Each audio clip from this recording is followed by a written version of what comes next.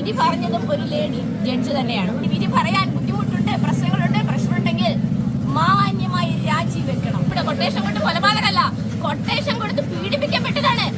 പ്രതിക്കൂട്ടിൽ കയറിയവരെയൊക്കെ നിങ്ങൾ കണ്ടതല്ലേ? ഞാൻ തന്നെ കണ്ടപ്പോൾ ഭയപ്പെട്ടു പോയി. അവരെങ്ങനെ ഈ ഒരു രാത്രി ഇവരെ ഫേസ് ചെയ്തു എന്നുള്ളത്. അപ്പൊ നമുക്ക് ഇതിൽ ഏറ്റവും വലിയൊരു കാര്യം, വിധി പറഞ്ഞതും ഒരു ലേഡി ജഡ്ജ് തന്നെയാണ്. അതിജീവിതയ്ക്ക് വേണ്ടി വക്കാലത്തെടുത്തത് ഒരു ലേഡി, നീതിയുക്തമായി നിൽക്കുന്ന അഡ്വക്കേറ്റ് മിനി അഭിഭാഷക. അപ്പോൾ നമ്മൾ ഈ സ്ത്രീകൾക്ക് വേണ്ടി, പക്ഷെ നമ്മൾ തളരരുത്. കാരണം നമുക്ക് ഇതിനു മേലെയും നമുക്ക് കേസുകൾ ഫൈറ്റ് ചെയ്യാം, വിധി വാങ്ങിച്ചെടുക്കണം. കാരണം ഈ അതിജീവിത കടന്നുപോയ ഒരു മെന്റൽ ട്രോമയുണ്ട്. ആ ട്രോമ ആരും മനസ്സിലാക്കുന്നില്ല. അങ്ങനെ ഈ പീഡനങ്ങൾ അനുഭവിക്കുന്ന ഓരോ സ്ത്രീകളും കടന്നു പോകുന്ന മെന്റൽ ട്രോമയ്ക്ക് ഒരു ക്വസ്റ്റ്യൻ ആണ്. അവരെ ആര് സംരക്ഷിക്കപ്പെടും? ഇന്ന് അവർ കടന്നു പോകുന്ന മെന്റൽ ട്രോമ ഉണ്ടാവാം. അവർക്ക് വേണ്ടി, നീതിക്ക് വേണ്ടി വാദിച്ച അഭിഭാഷക കടന്നു പോകുന്ന ഒരു മെന്റൽ ട്രോമ ഉണ്ടാവാം. ഞാനും ഇതുപോലെ ഒരുപാട് കേസിൽ കടന്നു പോയിട്ടുള്ള ഒരാളാണ്. അതുകൊണ്ട് തന്നെ എനിക്കറിയാം, ഇങ്ങനെ ഒരു വിധി ഞാൻ ഒരിക്കലും ഒരു അഭിഭാഷക എന്ന നിലയിൽ ഞാൻ ഒരിക്കലും പ്രതീക്ഷിച്ചില്ല. സ്ത്രീകൾക്ക് നീതി കിട്ടും. കാരണം അതിജീവിത വ്യക്തമായ തെളിവുകളുണ്ട്.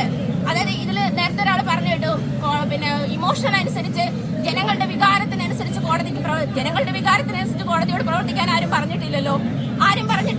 കോടതിയിൽ വ്യക്തമായി ഇത്രയും 8 വർഷം നീണ്ട കേസല്ലേ ഇത്. പ്രോസിക്യൂഷൻ വാദങ്ങളെല്ലാം നടന്നു, തെളിവുകളെല്ലാം നടന്നല്ലോ. ഇത്രയും സമയമെടുത്ത് കോടതി കണ്ടെത്തുമ്പോൾ അത് നീതിയുക്തമായ ഒരു വിധിയായിരിക്കണം. നീതി 8 വർഷം അതിജീവിത കടന്നുപോയതാണ്. അപ്പോൾ ഒരു വിധി പറയുമ്പോൾ, ഇനി വിധി പറയാൻ ബുദ്ധിമുട്ടുണ്ട്, പ്രശ്നമുണ്ടെങ്കിൽ മാന്യമായി രാജിവെക്കണം. എനിക്കിത് പറയാൻ പറ്റില്ല, ഈ വിധി എനിക്ക് പറയാൻ പറ്റില്ല, കാരണം എനിക്ക് പ്രശ്നങ്ങളുണ്ട്. എന്നാലും നമ്മൾ എത്തിക്സ് വിട്ട് കളിക്കരുത് എന്ന് തന്നെയാണ് എനിക്ക് പറയാനുള്ളത്. ഈ വിധിയിൽ ഞാൻ ഒട്ടും സാറ്റിസ്ഫൈഡ് അല്ല എന്നുള്ളത് തന്നെയാണ് എനിക്ക് പറയാനുള്ളത്. സ്ത്രീകളുടെ പക്ഷത്ത് തന്നെയാണ്. സ്ത്രീകൾ സംരക്ഷിക്കപ്പെടണം. കാരണം ഇത്രയും ശക്തമായിട്ട് ആ ഫിലിം ഇൻഡസ്ട്രിയിൽ തന്നെ മാറ്റങ്ങൾ ഉണ്ടായതും ഇന്ന് അമ്മയുടെ തലപ്പത്തിരിക്കുന്ന വനിത പോലും ഇവർക്ക് വേണ്ടി സംസാരിച്ചിട്ടില്ല. ഇവർക്ക് ഈ ചാൻസ് വാങ്ങിച്ചു കൊടുത്തത് ഈ ലേഡി ആയിരുന്നു എന്നുള്ളത് നമ്മൾ മറക്കാൻ പാടില്ലാത്ത ഒരു സത്യമാണ്. അവർ ശബ്ദമുയർത്തിയപ്പോൾ അതിനു മുന്നേ എന്താണ് പറഞ്ഞത്? ഇതിനു മുന്നേയും പല കൊട്ടേഷനും റേപ്പുകളും നടന്നിട്ടുണ്ട് എന്നുള്ളതാണ്.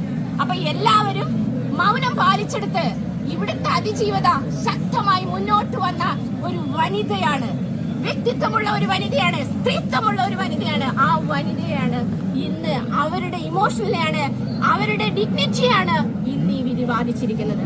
ഇനി ഇങ്ങനെ ഒരു വിധി വരാതിരിക്കട്ടെ ഈ ഭൂമിയിൽ എന്ന് ഞാൻ പ്രാർത്ഥിക്കുന്നു. അതിനുവേണ്ടി അതിനുവേണ്ടിയുള്ള ഒരു തീരുമാനങ്ങളെല്ലാം ജുഡീഷ്യറിയുടെ വസ്തുന്നും വരട്ടെ. കാരണം ഇനി ഇത് അപ്പീല് പോകാം. ഇവിടെ തന്നെ ഒരു ശരിയായ വിധിയാണെങ്കിൽ അപ്പീൽ കോടതിയിൽ ഇനി അത് വെറുതെ കേസുകൾ ഡ്രാഗ് ചെയ്യപ്പെടുന്ന ഒരു അവസ്ഥ വരില്ലേ? തെറ്റായ വിധികളിൽ അപ്പീല് പോകുമ്പോൾ ഹയർ കോടതികളിൽ സമയം ഡ്രാഗ് ചെയ്യപ്പെടും.